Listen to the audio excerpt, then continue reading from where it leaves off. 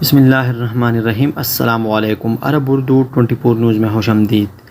بیرون ملک سے عمرہ زائرین کی آمد پر وزارت حج میں اہم اجلاس۔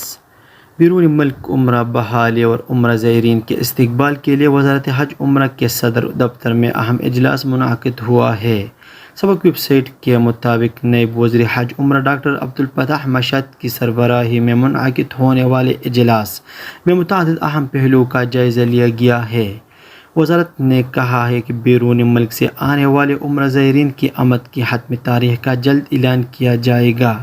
اس کے علاوہ پہلے مرحلے میں کن ممالک کے علاوہ عمرہ زائرین کو آنے کی اجازت ہوگی، اس پر بھی غور و خوض کیا گیا ہے۔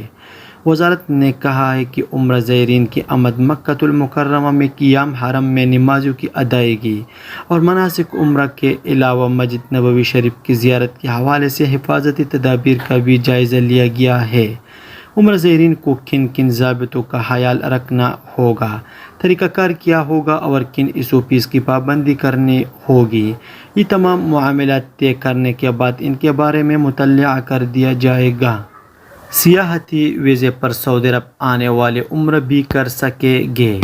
سعودی حکام نے سیاحتی ویزے سے متعلق مزید تفصیلات جاری کی ہیں۔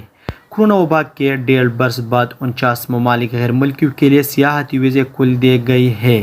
العربیہ نیٹ کے مطابق سعودی عرب نے نئے سیاحتی ویزے کے لیے ویب سائٹ مخصوص کی ہے۔ ویزے کی تمام کارروائی آن لائن کی جائے گی۔ سیاحتی ویزا ملٹیپل اور 1 برس کے لیے مؤثر ہوگا۔ اس کے تحت ایک بار آنے پر سیاح 90 دن سعودی عرب میں گزار سکیں گے، سیاحتی پروگراموں میں حصہ لے سکیں گے اور عمرہ ادا کر سکیں گے۔ سعودی عرب آنے والے سیاحوں کو کورونا SOPs کی پابندی کرنا ہوگی۔ سعودی عرب اس حوالے سے یہ پابندی لگائی ہوئی ہے کہ مملکت میں منظور شدہ ویکسینز میں سے کسی ایک ویکسین کی مطلوبہ خوراک لی جا چکی ہو۔ PCR ٹیسٹ کی منفی رپورٹ پیش کرنے پر سیاحتی ویزا جاری کیا جائے گا۔ سعودی فضائیہ کمپنی عدل ایئر نے باہا سے دمام کے لیے بھی پروازیں شروع کی ہیں۔ باہا دمام کے لیے عدل ایئر کی ہفتے میں 8 پروازیں چلائی جائیں گی۔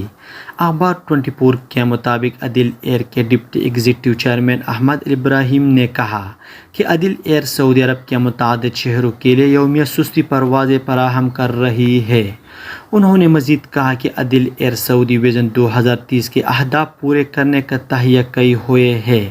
احمد ابراہیم کا کہنا ہے کہ باہا کا علاقہ اہم اقتصادی اور سیاحتی مقامات میں سے ایک ہے۔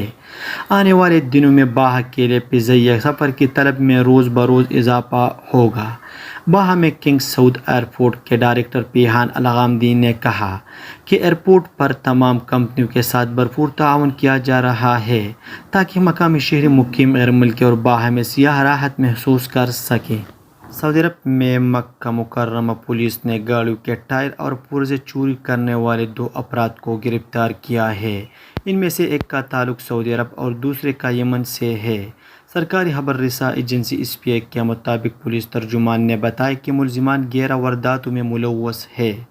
گھروں کے باہر کھڑی ہوئی گاڑیوں کے ٹائر، پرزے اور دیگر اہم چیزیں نکال کر فروخت کر دیتے تھے۔ مسروقہ سامان کی قیمت کا اندازہ 60,000 ریال لگایا گیا۔ دونوں افراد کو حراست میں لے کر ابتدائی قانون کارروائی کے بعد پبلک پراسیکیوشن کی تحویل میں دے دیا گیا۔ سعودی عرب میں موسمیات کے قومی مرکز نے کہا ہے کہ منگل کو عسیر، جیزان، نجران اور باہا میں گرد آلود ہوائیں چلنے، گرج چمک کے ساتھ بارش اور ژالہ باری کا امکان ہے۔ اخبار 24 کے مطابق قومی مرکز کا کہنا ہے کہ منگل کو مکہ مکرمہ ریجن کے متعدد مقامات خصوصاً بالائی مقامات پر بارش ہو سکتی ہے۔ قومی مرکز نے توقع ظاہر کی ہے کہ گرد آلود ہواؤں سے جنوب مغربی پہاڑی مقامات پر حد نظر محدود ہو جائے گی۔ اس کا سلسلہ نجران تک پھیل جائے گا۔ ریاست کے جنوبی علاقے بھی متاثر ہوں گے۔ مکہ مکرمہ اور مدینہ منورہ ریجنوں میں بھی غبار آلود ہوائیں چلے گی۔ بیان میں قومی مرکز نے بتایا کہ منگل کو سب سے زیادہ درجہ حرارت 47 سینٹی گریڈ حفر الباطن اور سب سے کم درجہ حرارت 13 سینٹی گریڈ السوداء میں رہے گا۔ یہ تھا آج کا چند نیوز۔ السلام علیکم۔